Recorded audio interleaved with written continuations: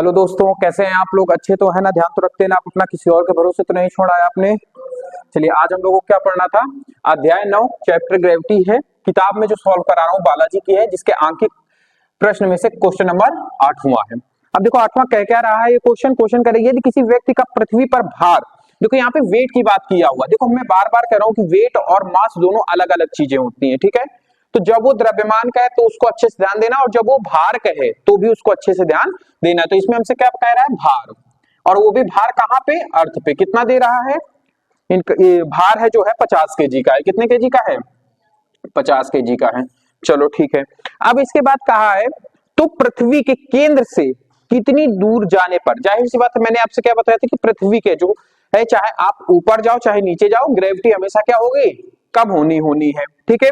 इतनी चीज समझ में आई? तो क्या कहा है? पृथ्वी के केंद्र से दूर जाने पर व्यक्ति का भार उसके पहले भार का 1/2 हो जाता है, मतलब आधा भार हो जाता है।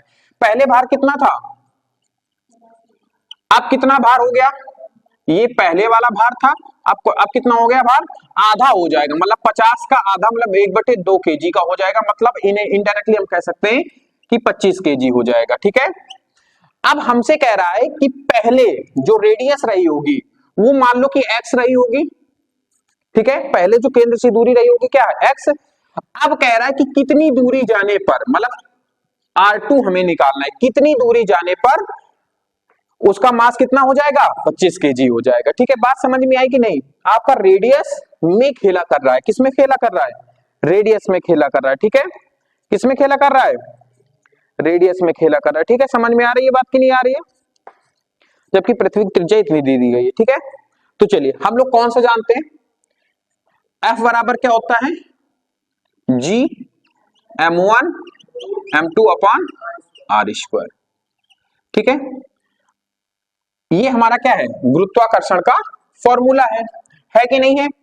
अब देखो, भार क्या होता है? एक हिसाब से फोर्स ही तो होता है जो पृथ्वी अपने केंद्र की ओर लगाती है। तो क्या हम इसको F1 और F2 नहीं कह सकते हैं? बिल्कुल कह सकते हैं। कह नहीं सकते हैं? बिल्कुल कह सकते हैं, ठीक है? बात समझ में आई कि नहीं? अब देखो, हमें दो चीज का कंपेयर कराना है। अगर मैं F1 लूंगा तो रेडियस कितनी रही होगी? जाहिर सी बात है F1 रही होगी, R1 रही होगी, सॉरी कितनी रही होगी? R1। अब F2 हमें दिया गया है, देखो, तो इसकी रेडियस हम लोग क्या लेंगे? R2 लेंगे। क्या लेंगे? R2 लेंगे। क्या उसके मास में, द्रव्यमान में उसके चेंज हो रहा है? क्या पृथ्वी का द्रव्यमान चेंज हो रहा है? नहीं। क्या जो भी वस्तु है उसका द्रव्यमान चेंज हो रहा है? नहीं। मतलब M1 बराबर होगा M1 के, और M2 बराबर होगा M2 के। पहले वाला द्रव्यमान, दोनों द्रव्यमान आपस में क्या रहेंगे? बराबर। पृथ्वी का भी नहीं बदलेगा, ना ही उस वस्तु का बदलेगा द्रव्यमान, तो उतना ही रहेगा ना, भार चेंज हो रहा है। या फिर आपको ऐसे नहीं समझ में आ रहा तो देखो मैं इसको और फॉर्मूला अच्छे से लिख दूंगा तो और अच्छे से समझ में आ जाएगा आपको। ऐसे जैसे मैंने कहा कि फोर्स ऑफ अर्थ है, ये क्या है? इसका हम लोग क्या लिखते हैं? Capital G. ये बड़ा वाला M किसके लिए डिनोट करते हैं हम लोग? अर्थ के लिए। छोटा वाला उसकी वस्तु के लिए होता है, और ये जो रेडियस होती है वो क्या होती है? केंद्र से ही तो दूरी होती है। अब हमें F1 दिया गया है, F2 दिया गया है, तो E की जगह मान लिख दो। तो F1 बराबर कितना हो जाएगा? G M। E का क्या होता है? पृथ्वी का मास, जो चेंज नहीं होगा, ना ही ये चेंज होगा। अपान क्या हो जाएगा? ये पहला फॉर्मूला है।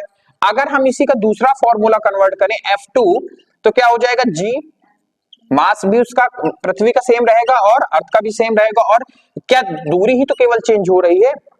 अब जब हम इन दोनों को कंपेयर करा देंगे, क्या करा देंगे? कंपेयर करा देंगे। या फिर अगर मैं इसको इधर भेज दूं तो ये वाला पक्ष पूरा बराबर हो जाएगा कि नहीं? ऐसे कर लो, या फिर समीकरण इसको 1 मान लो, समीकरण इसको 2 मान लो। दोनों समीकरणों को जब मैं भाग दे दूंगा, भाग दे के बताऊं तो क्या लिखोगे? समीकरण 1 व 2 को भाग देने पर, समीकरण 1 व 2 को भाग देने पर, भाग देने पर जब हम भाग देंगे तो F1 अपॉन F2 हो जाएगा कि नहीं हो जाएगा? इधर क्या होगा? G MEM upon R1 square, और बड़ा वाला क्या होगा? G MEM upon R2 square, यही होगा। अब देखो, ये से ये आपस में कट जाएगा कि नहीं? ये ऊपर चला जाएगा। समझ में आ रही बात? तो ये क्या हो जाएगा? R2 अपॉन R1, दोनों में स्क्वायर हो जाएगा। मतलब इनडायरेक्टली हमारे पास क्या आया? F1 अपॉन F2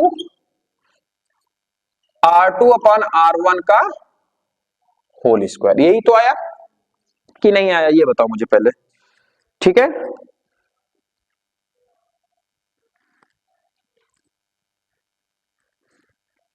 ठीक है, इतनी चीज समझ में आई।